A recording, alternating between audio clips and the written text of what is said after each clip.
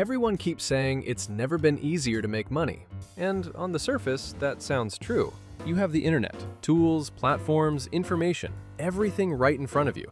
But what no one talks about is how easy it's become to get distracted and pulled into things that look good but lead nowhere. You scroll for 10 minutes and see someone telling you to start this business, then someone else telling you that model is dead, then another guy promising fast money with zero risk. After a while, you're not motivated.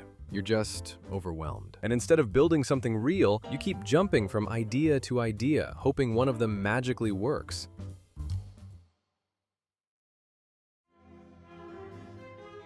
When you look closely at people who actually perform at a high level, you start to notice a pattern. They aren't good at many things. They're insanely good at one thing. They picked one skill in one industry, learned it, and stayed with it long enough to understand it in ways most people never do. Think about it this way. Almost everything in life comes down to a problem and a solution. The people who win are the ones who stay long enough to understand the gap between them and learned how to close it. For example, if you're a designer, this would be clarity and visual hierarchy.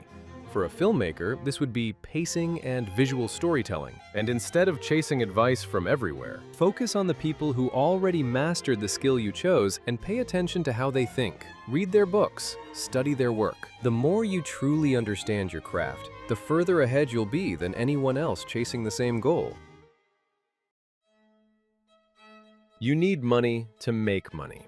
Not a lot, but some. And pretending otherwise is how people waste years. Every real path costs something. Tools, learning, mistakes, even time itself has a cost. Most people say they want to build something, but the moment they have to spend money or risk failing publicly, they pull back. The truth is, losing a little money is part of learning. If you can't handle that, you're not ready for anything serious yet, and that's fine. But don't lie to yourself about it.